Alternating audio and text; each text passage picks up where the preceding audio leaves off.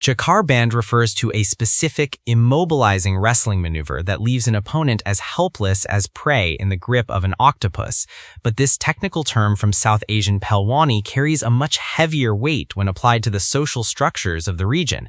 It's the central metaphor in Mustafa Sajjad Haider's essay, where he argues that the traditional Ustad-Shagird or mentor-disciple relationship has evolved into a kind of generational paralysis. This isn't just about learning a craft, it's about a grip that tightens over centuries, binding not just the student, but their children and their children's children to a specific lineage of subservience and protocol. Haider's comparison to an octopus is striking because an octopus doesn't just hold you, it surrounds you with multiple points of contact, making escape almost impossible.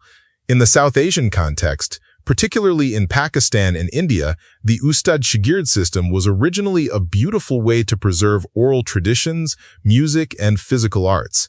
But Haider points out a darker transition. It has become a mechanism for the Ashrafiyya, the elite or the powerful masterclass, to ensure that the 90%, as he calls them, remain in a state of perpetual debt. It's what sociologists often call patron-client networks, where the loyalty demanded isn't just professional, it's existential. It's fascinating how he uses the term legacy or wirashat as a double-edged sword.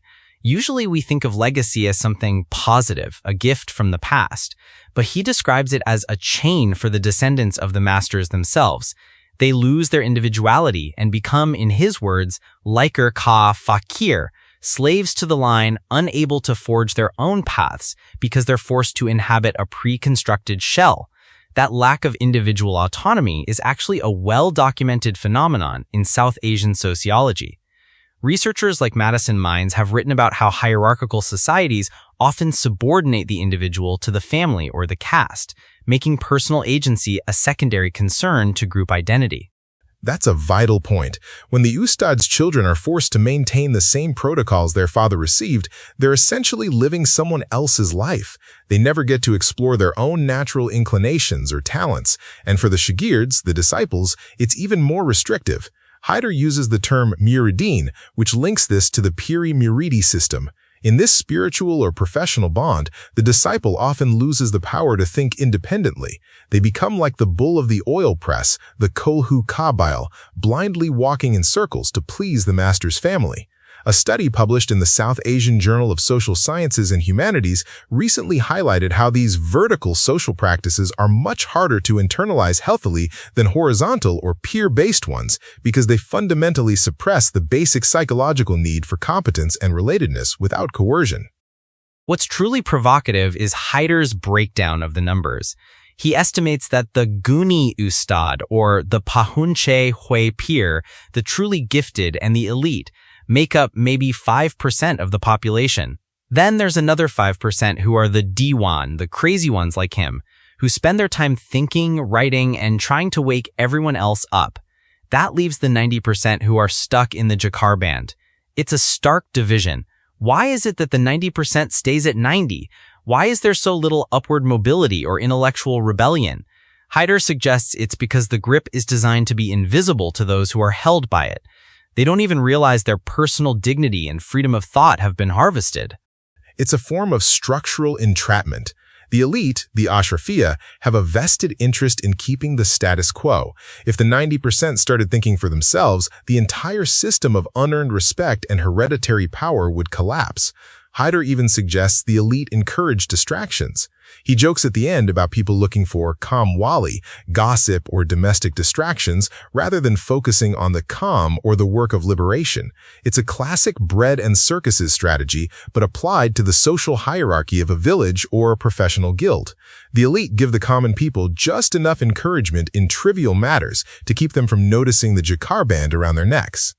He ends on a somewhat pessimistic or perhaps urgent note by quoting Allama Iqbal. God has never changed the condition of a nation that has no thought of changing its own condition. It's a call to self-awareness. But if the elite have effectively blocked the channels of communication, how does that message reach the 90%? If the very language of the dialogue is controlled by the Ustad, how does the Shagird find the words to say, "I want to be free"? The essay itself feels like a message in a bottle cast out by someone who knows he's considered one of the crazy 5%. That's why he uses the wrestling analogy. In Pelwani, if you're caught in a jakar band, you can't just wish your way out. You need a countermove, or you need the referee to intervene, or you need the opponent to show mercy. Haider seems to doubt that the elite will ever show mercy. Why would they? So it falls back on the individual to recognize the grip. Modern psychology, particularly relational cultural theory, suggests that for people in these high-pressure mentorship systems, the only way to recover well-being is to build horizontal connections, support groups outside the hierarchy. But in a society where the ustad's influence extends to the student's children, those outside connections are precisely what the protocol forbids. It's a suffocating cycle. Even the term jakar band sounds heavy, doesn't it? It implies a tightness that stops the blood from flowing. And when you apply that to a culture, you get a society that's rich in tradition, but poor in innovation. You get beautiful music that hasn't changed in 400 years, not because the form is perfect, but because the students are terrified of offending the ghost of their ustad. Haider isn't attacking the art itself, he's attacking the jabar, the coercion, that has become inseparable from the transmission of that art. Exactly. He's distinguishing between virashat as a biological or material inheritance and virashat as a spiritual cage. In the West, we talk about breaking the cycle of trauma or poverty. Haider is asking for a break in the cycle of respect when that respect is actually just a mask for total control. It's a very brave stance because in South Asian culture, adab, or respect for elders and teachers, is the highest virtue. By framing it as a wrestling hold, he's basically saying that what we call adab is often just the paralysis of the victim. It really changes how you look at those long-standing family businesses or artistic lineages. You wonder how many potential scientists or poets were lost because they were born into a family of wrestlers or cobblers, and the jakar band was applied to them the moment they could walk. The tragedy isn't that they're doing the job. The tragedy is that they never had the ikhtiar, the choice, to do anything else. They're living in a hole, a shell, as Haider puts it. And the fact that he labels himself as part of the 5% who are trying to wake people up shows how lonely that position is. When you try to explain a wrestling move to someone who's already been pinned, they might just think you're shouting nonsense. That's why he calls his own writing hadiyan, delirious talk. He's aware that to the 90%, the concept of freedom might sound more frightening than the grip they're already used to. It's a profound look at how social structures can mimic physical violence without a single punch being thrown. The jakar band is a masterpiece of control because it makes the victim a participant in their own immobilization. They uphold the protocol that keeps them down. If there's any hope, it's in the realization that the grip only works as long as both parties believe in the rules of the match. And that realization is the first step toward the change of condition Iqbal was talking about.